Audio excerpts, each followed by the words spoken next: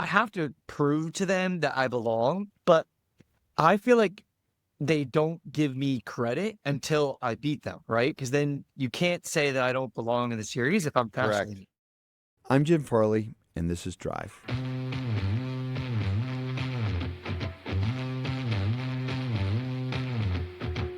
Frankie Muniz is an American actor that we all remember as Malcolm from the TV series Malcolm in the Middle. He told me, though, he wasn't a kid who ever said out loud he wanted to be an actor. It kind of just happened for him. But now, as a father, Frankie is on a new path. Frankie this season is driving an F-150 in the NASCAR Craftsman Truck Series. And we caught up a little bit before the season started. So, Frankie, why don't you tell the audiences listening more about you, what they know and what they don't know, especially what they don't know about you. Oh Growing man, up, your family, were you a yeah. good student? I was born in a small town in New Jersey called Woodridge. Really was one of the type of kids that did a little bit of everything, right? I never liked to sit still. I woke up at 5 a.m. every morning, which my mom and my parents hated, but I just always felt like I wanted to try new things. So I would go from like baseball to football to tap and jazz to tennis, golf, like whatever it was. Like I kind of dove in 100% I and see. was waiting to see what I don't want to say took over because I was so young, but I just wanted to do and experience as much as I could. So that's kind of what happened with the acting. To be honest, my sister was the one who started in the entertainment business. She did like a play, and I thought it was really cool. And so we were jumping on the trampoline. She's like, "You should audition for the next one." I was like, "Sure, why not?" And she picked a song for me, and I went, and it was for A Christmas Carol, and I ended up getting the part of Tiny Tim. And I think in my third rehearsal, an agent found me and signed me, and the next thing I know, it took over my life, and I was an actor, and it never stopped until I stopped after Malcolm was over. Can you sympathize with others that wound up going in that direction very young and kind of, in a way, losing themselves and getting confused as they got older? Can you empathize with them, or is it more like, well, it worked out totally differently for me and don't Yeah, really understand? I mean, a little. I see it both sides in a sense. I was always just very appreciative for the opportunity that I had. You know what I mean? And I dove in 100% and never really took it for granted.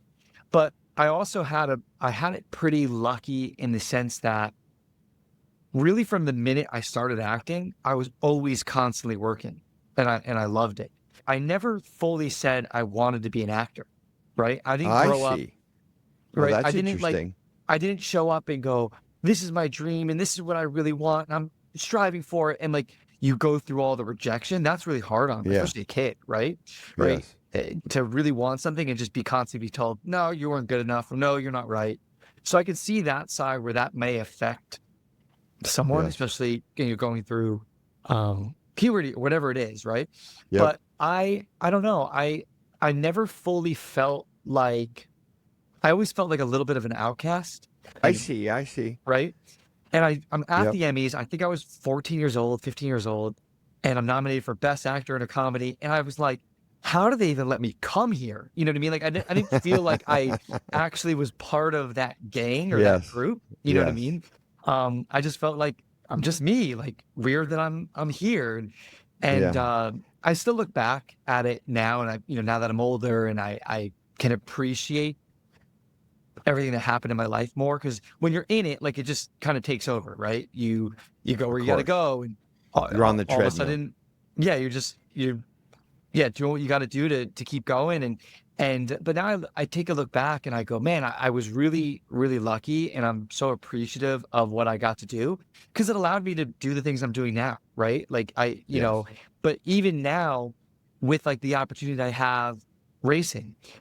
I'm diving in 100% because I know that when you have the opportunity in front of you, you have to because you don't know when you're going to have that again, right? So it kind of taught me to appreciate opportunity and just commitment and all that. Just I mean, I think a lot of people struggle as well. Just backing up to like the people who struggle in Hollywood if they have success, right? Because eventually that success is going to slow down, right? Eventually, Of a course. new kid or a new Yes. actor or a new Everyone gets comedian, older. Everyone right? gets Yeah, older. is gonna become the new face that everyone kind of looks to. Yes. And I think when you have people constantly telling you they love your show or they love your work, and that starts to slow down, like people need that. Where I Of never course. really did. I don't know. Like Yes. I always still, even today, like I was saying to my wife last night, because I just got home, I've been away for 2 weeks, and at the Ford performance season launch, I couldn't believe the amount of people who were coming up to me, as Yes. fans of what I did in the past, but how excited they are about what I'm doing now. But I'm like, man, my Yes. show ended 20 years ago, like literally 20 years ago. So the fact that anybody remembers, I think, is a pretty remarkable thing, and I don't take that for granted. And how do you think about being a dad then? Because let's be honest, most of life doesn't work like the way you got onto Malcolm.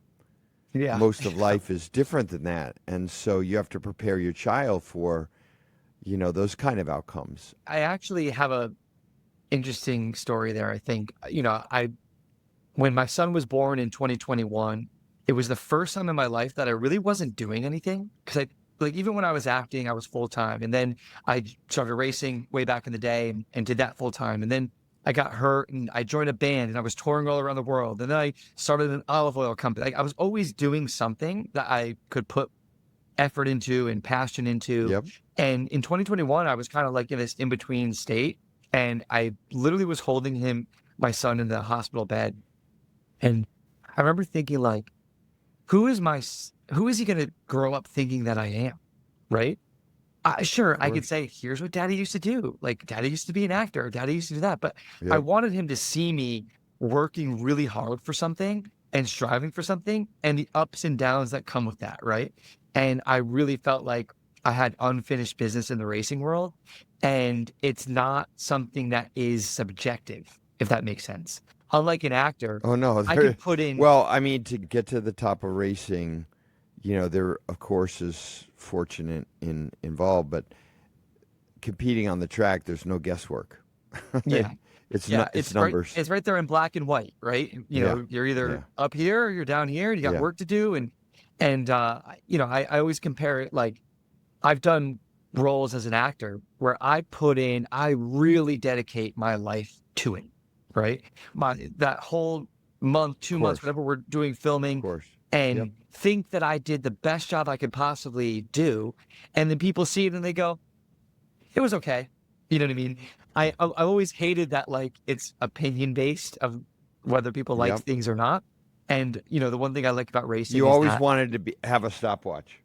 yeah, I like to You wanted to be be I like to stopwatch. see where I stand. You know what I mean? Eh, We have to talk about cars. So, we could spend the whole interview talking about your racing, which I would love to do, and we're also proud of you, and it's so exciting about what you're doing, and it's so different than Paul Newman and many other people, and we'll get into that. But where did the love of cars come from? Or is it just flat out competitiveness?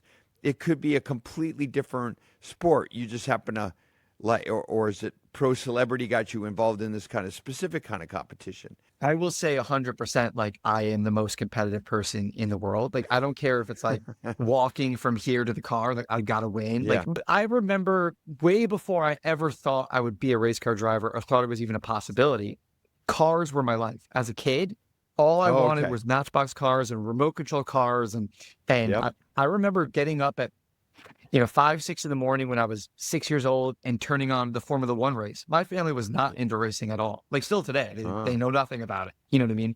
But I remember just loving watching Formula One and IndyCar and That's NASCAR. And crazy. So where did that come from? Were you I just born loved with it? cars. I loved Oh. cars. I mean, even when I got my permit and then the day that I was getting my license, we were filming Malcolm in the Middle. And you're not really allowed to ask for days off. But I was like, no, you don't Yeah. understand. It's my 16th birthday.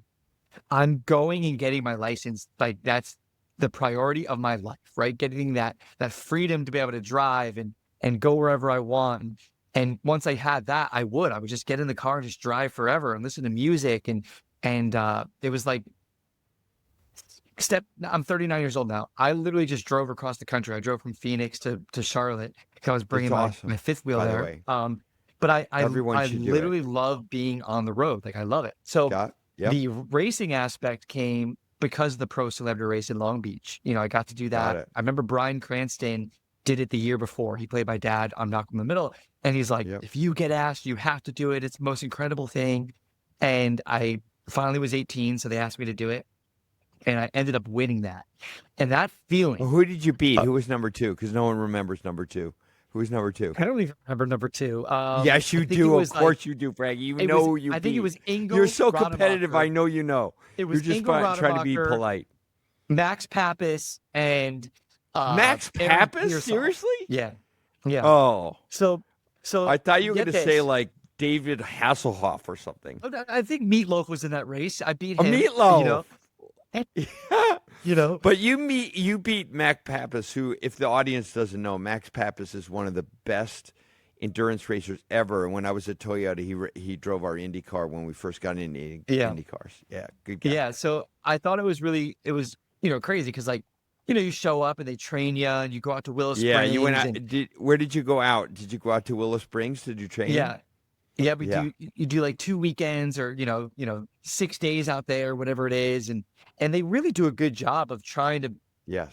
teach you as much as you can. Granted, I Yes. think racing is one of those things that like everyone thinks that they can go fast because you're just driving. Like I could do that, right? Everybody thinks that they could do it, but I feel like it's one of those things you either have or you don't. It's Completely not agree with like you.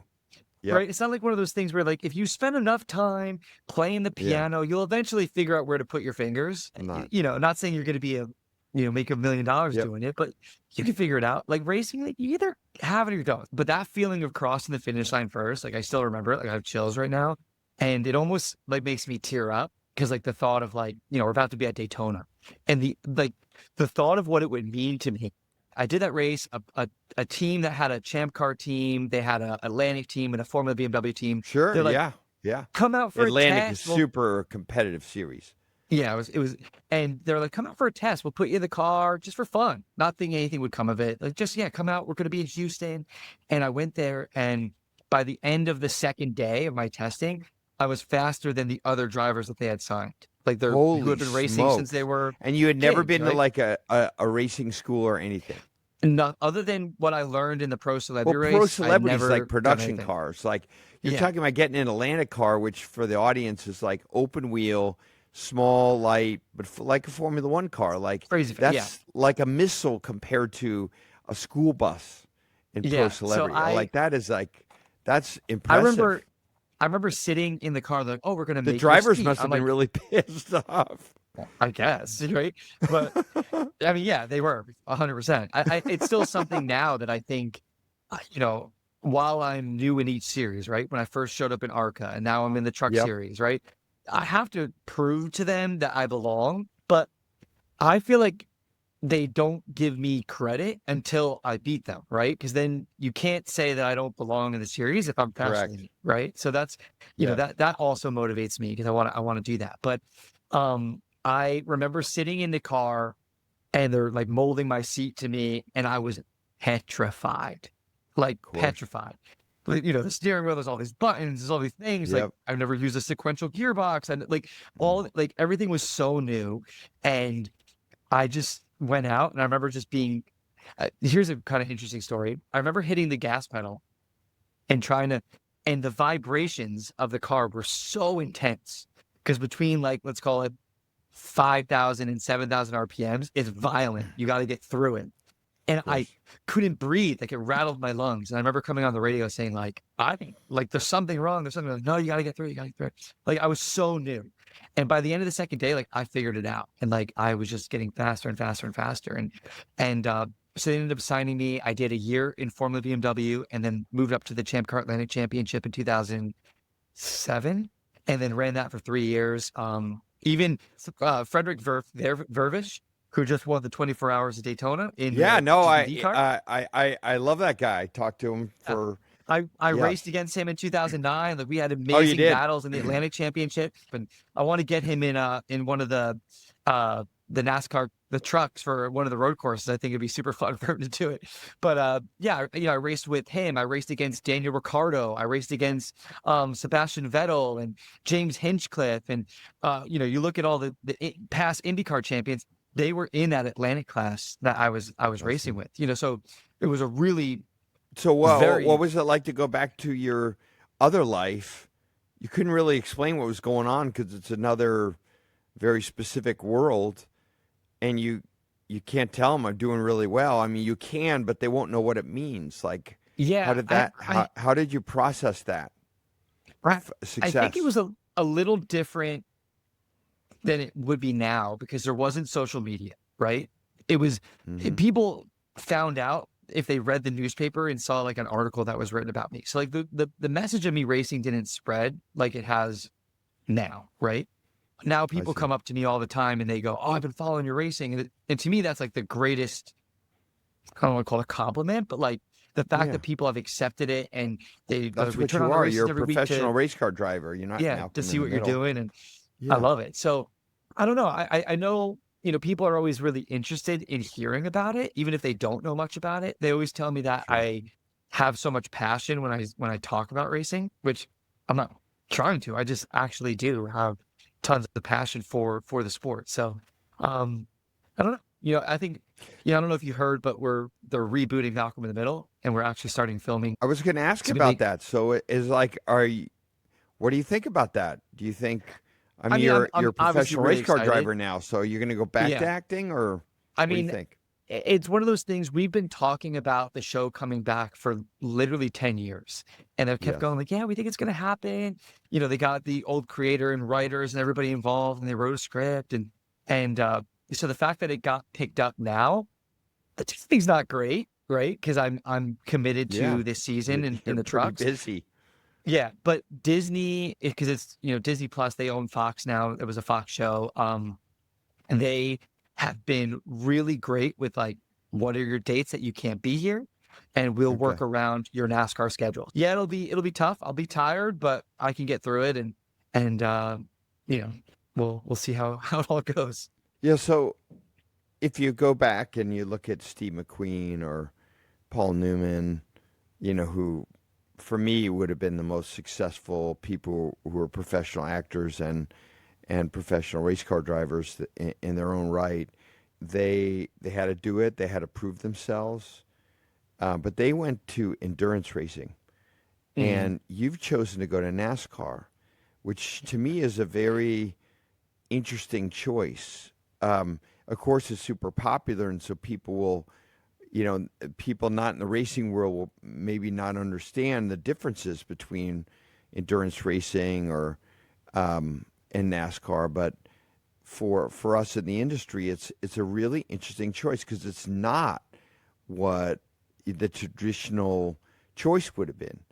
yeah, And so, how did that come about? Because that's a world into itself, and the driving is very specific.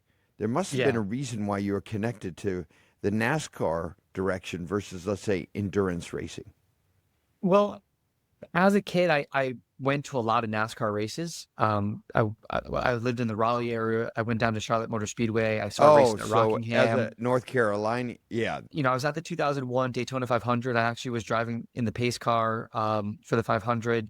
Um, and I just remember just being in love with it, like just loving it. But so when I got involved in racing after I did the pro celebrity race, I didn't yep, choose to go open wheel racing. That's just kind of the team offered me the thing, and I yep. knew It was nothing just an really about opportunity it. that opened. Yep. Yeah, I didn't know the rules. I remember showing up to the first race being like, I don't even know the rules. You know what I mean? And just kind of dove in.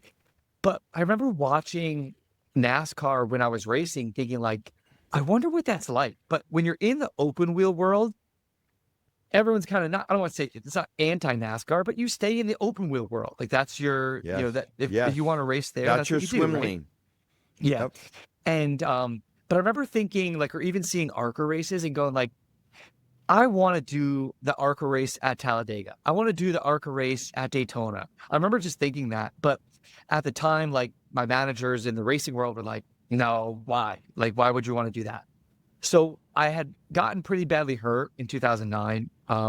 I broke my What back, happened? had pins. Just a big wreck at Mid-Ohio during Oh, okay. that last At Atlantic. what part of the track? Going into the keyhole, we were just literally at the start. We did standing starts in Atlantics. Lights went out. I think I was starting fifth, and the guy who was on pole like almost stalled. So he's backing up into the group, and we're 3 wide going into the turn First 2. corner, the fast left. Yep. No, so after the fast left, like going into the keyhole, like that's our real first braking zone. In the Atlantic car, turn 1's flat. You know what I mean? Like you're Yeah. going. Like I got that's it. so You're much going pressure. down the hill, the long straightaway. Yep. And we're 3 wide, and like basically, like you're essentially playing chicken with the other guys, right? Who's gonna break the latest, right? As soon as you see them break, Yep. you break a second later, you get the You on position. the inside or the outside? I'm in the middle, and it's In the middle. That's a tricky spot to be in. a guy, yeah, Like Malcolm. John, yeah. Do you know John Edwards? I think he raced for Yes. BMW for a while, and yeah, so it's Yes. him on my inside, and Tony's Casamance, who was a champ car driver, is on my outside, right? So I'm like racing with these top guys. And I remember thinking, and this is all happening in like split second, Of course, a nanosecond. Yep. right? And I'm thinking, I'm going, okay, on a new tire run, everything warm, the latest I can go, let's call it the 50 marker, you know what I mean, to make the corner, whatever it is, right? And I'm at 100, 75, and I'm going, they're not going to make the corner. So I brake. But when I brake, all of our wheels, like in an open wheel car, were basically interlocked. So it launched kind of basically all of us kind of flipping into the air, and it's a big wreck. And I remember like just being so mad because at the time I think I was third. And you had a good jump on the first, the pole winner. So yeah, you're going to have a good race. And then the next thing you know, you're in the kitty litter on the bottom of the corner there, which is really kind of a dangerous corner. Actually, there's not a lot of runoff. It goes way down, so you don't really slow down much. Yeah, so I remember just being so angry, right, to be out of the race. And I climb out, and they come and get you in the little, safety team truck. Safety car, there. And I'm so just mad. And I remember I was trying to get my Hans device off. And, with a Hans, like, you have to push in to release it. Yep. And I'm like, why can't I get my Hans off? And I take my glove off, and I had exploded this joint in my thumb, and it was just dangling by the skin. So I was trying to use my thumb that wasn't even really connected anymore. And then like you start going, oh wait, that hurts, because you have so much adrenaline when you have like at the start of a race, you have a big wreck. Yeah, I didn't even realize I was hurt. So I had that. I had like 5 minutes later, I started limping. I'd broken my ankle. I had 3 broken ribs, and I had a compression fracture in my back. So I flew to Indy, had pins put in my hand, all that. And I started kind of the healing process, thinking like, I remember just being mad. I think I missed the last 3 races of that season. And you had a good season. I had a good season. I was supposed to move up to IndyCar. I was going to drive an IndyCar the next year in 2010, full time. And that kind of went away just because I was still healing when the season started. So I always thought I'd go back racing. The injury or getting hurt didn't make me not go back racing. It just, by time I was healed, you almost have to start over, right? The teams aren't talking to you anymore. You got to kind of figure out where you're going to go and finding sponsorship or whatever it may be for the season to start. What success look like for you this year? I've been trying to think about it.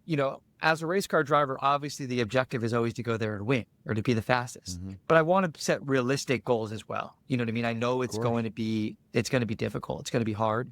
The team that I signed with, Raymond Brothers Racing, they've been, a Ford team for a long time, but not necessarily had support from Ford Performance. And now they're getting that. So the entire program is going to be elevated this year. And I'm just excited to be working with them full time. What we've already done in the off season, the preparing that we've done, to exceed everybody's expectations. The expectations they have for me, the expectations they have for the team. And, right now, I was thinking about it. Like, I go, to be a top 20 guy in the points in the NASCAR Craftsman Truck Series, I think like 16 people won last year. You know what I mean? It's like, if you're in the top 20, it's a really competitive series. You're doing really well, and so I'm kind of setting that as the goal. I obviously I want to win the championship, but realistically, to be consistently in the top 20 in that series, I think people will take us seriously. And that's kind of the goal right now. If your son right now asked you, Daddy, what do you do? What would you tell him? Well, he people how do I say this? He knows what I do, right? He knows me as a race car driver, right? He if he sees a race car, if he Is that sees a what he would race, say? he would. He loves it so much. What will you say when you're an act when you act? I don't know how he's gonna take that. I think we've put on some. There was something on the other day that it was my voice, like I did a cartoon or something that he was watching, and he like you could see him like trying to put two and two together of like why that Mhm. character sounded like dad. You know what I mean? But I don't think he understands that at all yet. And I think it will be a weird thing for him because he's really just seeing me as a race car driver. Yes. The prep work I do, I wake up early in the morning, I go upstairs in the gym, he comes with me up there and plays with his cars and trucks while I do my workout. And I'm watching, last year's NASCAR races from Sure, Daytona, of Atlanta, course, wherever yes. we're going. So that's all he sees. He sees me in the simulator here at the house and he gets on it with me. And if he sees any form of racing, he goes, which car are you in? I'm like, well, I'm right here, so I'm not in that race. Does he understand the risks I don't think at so at any all. level? No, I mean, he's only 4 years old. He's about to be 4 years old, so I Yeah. don't think he understands that at all. And it is something that people always ask me. They go, most people when they have a kid, they go the opposite direction. Like they Hmm. say, hey, I'm gonna sell my motorcycles. I'm gonna stop doing that risky stuff, and all that. And I just y- when you get in a race car, right? Not that there's a danger aspect to it, but and I'm not saying you feel invincible, but all you're focused on is the task at hand, right? Going as fast as you Yeah, can and and beating those guys in front of you, right? You know, and the chances of getting hurt are, you can convince yourself they're pretty low. And yeah, but racing in a truck at Daytona, Talladega, any of those really high speed tracks, there's a lot to process, but yeah. in the end of the day, a lot of that is controllable. And what's is literally the objective for you, or the satisfaction of doing this job, winning, or is it more nuanced than that? I think every race car driver shows up to the track wanting to win. I can say right now I'm not satisfied with what I've done so far as a race car driver. You know what I Yes, mean? I feel like I yes. have so much more to prove. I don't know exactly what success looks like to me. Like what if I do a certain thing that I'll be like, okay, I'm satisfied with it. I'm 40 years old. I'm good. You know what I mean? Like I truly love it. I have a And sense I that you will not be satisfied until you win that championship. yeah, That's I my mean sense that's of things. like I want to yeah, I don't know. I want to keep fighting as long as I can and prove to myself that I can do it, prove it to my family, prove it to everybody. So I ask everyone the same question: what advice would you give the CEO of Ford Motor Company? I think you're doing pretty good. Keep making those V8s. No, man, I love that you're so passionate about racing. You know what I mean? I am. I love uh, that, and you see that in the cars you're building and the things that you're doing. Yeah. Making the announcements even at the season launch. I'm just thrilled to be a part of it. I think a lot of people think on the surface that we're doing more racing because I'm a racer. It's actually not the case. I would say I challenge myself to be smart about how we race, Yeah, yeah. because I know the industry. So, and you would be the same way. Yeah, I know Hmm. how hard it is to win. I know how much dedication is required. I know what's realistic. We don't own a Formula One team. We're going to be a power unit supplier for Red Bull, because Yeah. I don't think OEM should own a Formula One team. Mm, mm, And I mm. think being a racer allows me to make better judgments but I do believe racing is a great way to add emotion to your product, but it can't be a marketing expense. It has to be Hmm. Frankie races this product, this truck, and you can go and buy some form of that technology. It may be in the form of a Raptor R, Yeah, yeah, or a naturally, aspirated Coyote V8, but there's got to be that connection to the actual product we sell. And a lot of brands think of it more marketing, hmm, like, hmm. we make boring cars, so we race to make up for it. That's not how as a racer, I'm like, no, no, no. If we race a GT3 at Le Mans, you should be able to buy that from Ford. So that's why Yeah, we did yeah, the GTD. Or if we race yeah. at It's awesome. Baja, you should be able to buy a Raptor R. And Yeah. I guess that's maybe no one will ever understand it, nor does it really I matter I other get it than completely, and yeah, even from a technology standpoint, you're learning so much. What goes into yes. being having a successful race car, and the things that can translate into the road cars. And you're seeing that all the time, and I think that it's really cool. You're seeing the future of street cars on the cars that you're seeing racing, and I don't know. I think the people who know that, and it gives them a greater respect for why manufacturers, why Ford is involved in so much racing in so many different series, in so many different types of racing, and all that. So I think that's awesome. Well, I have to say, Frankie, we are so proud of you, and so Oh, proud to have you as as a professional race car driver, racing thank you. for us, racing in the Truck Series, racing that F-150, the best-selling vehicle in our country for over 4 decades. And it's because of people like you who, show people what our trucks can do. It's a big part of the reason why we've had such a big success for F-150. And I know on behalf of all the listeners, we just want to wish you the very best. And I can't wait to see Thank you you. at the night Bristol race, under the lights or wherever it's going to be. And, uh, you know, where you're doing what God made you to do. Yeah. Um, And we'll all I be love it. cheering along with your family and your son. Thank you so much. Thank you for everything. I really appreciate you. Have a great season and be safe, my friend. Thank you. Yeah, we'll see you out there.